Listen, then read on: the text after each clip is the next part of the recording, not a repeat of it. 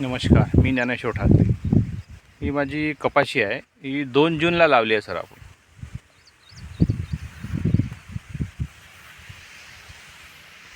2 जूनला लावली आहे. आता बघा, ही जी आहे ही माझ्या कंबरभर आहे. याला कोणत्याही प्रकारचं रासायनिक खत दिलेलं नाही आहे. मी जुनेच बेड आहे माझे, टरबूजचे बेड होते त्यावरच मी लावलं आहे. टरबूजलासुद्धा कोणत्याही जास्त प्रकारचं रासायनिक खत दिलेलं नाही आहे. फक्त एक बेसल डोस दिला होता तो टरबूज काढून. आता ही बघा क्वालिटी याची पाहत्या बघा, फुलं आहे याला.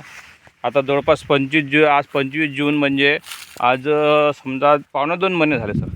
याला फक्त एक फवारणी झाली आहे ग्रीन लाईफची, ब्रह्मास्त्र आणि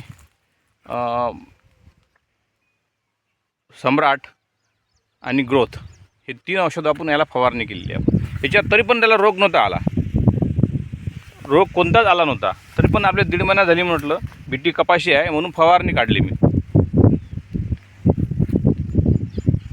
पण आता ही शक्य झालं कसं, हा फार हे आहे, म्हणजे कळीचा मुद्दा आहे. तो आपण फार बघितला पाहिजे. हा मी 6 वर्षापासून जवळपास ग्रीन लाईफचे प्रॉडक्ट पूर्ण वापरून करतो. आणि रासायनिक खत 100%पैकी 10%वर आपण आलेलो आहोत. ही कमालच याची आहे की जमिनीची क्वालिटी किती सुंदर बनली आहे. त्याचाच हे फरक आहे. जमिनीची जर ताकद असली तर तुमच्या वरचं कसंही वातावरण असो, त्याला तुम्ही ते रोगप्रतिकारक शक्ती ॲटोमॅटिक तयार होईल आणि ते तुमच्या झाडाची क्वालिटी, हा रोप तुम्हाला पीक हे असं दिसून येईल.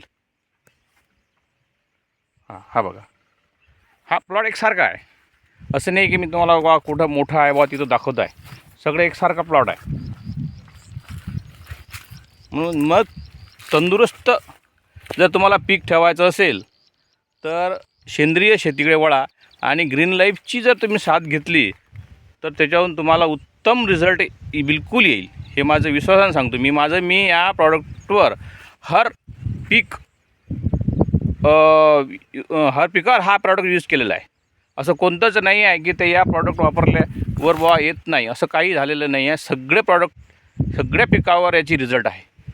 फक्त तुम्ही विश्वास ठेवा आणि करा.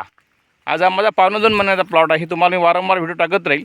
आज कंपनीवाले मी आज ही कावेरी सीड्सची बंपर आणि 36 लावलेली आहे. ते पण येतात पाहायला आणि कमाल करतात की असं कसं शक्य आहे. कारण लोकांच्या कपाशी लावल्यानंतर बस 1.5 महिना त्याचा पिरियड असतो. गावच्या लावल्यानंतर तो किती हे येत नाहीत, म्हणजे रोग येत नाही कोणता.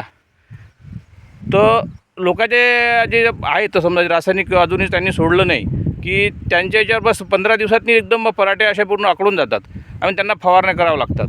आपली 1.5 महिना झाली तरी पण आपल्या पराठीवर काहीही नव्हतं.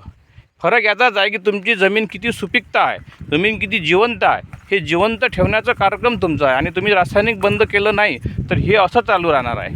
त्याच्यामुळे रासायनिक बंद करा, सेंद्रिय शेतीकडे वळा आणि ग्रीन लाईफची साथ घ्या. तुम्हाला उत्तमात उत्तम रिझल्ट येईल, हे तुम्हाला मी गॅरंटी सांगतो.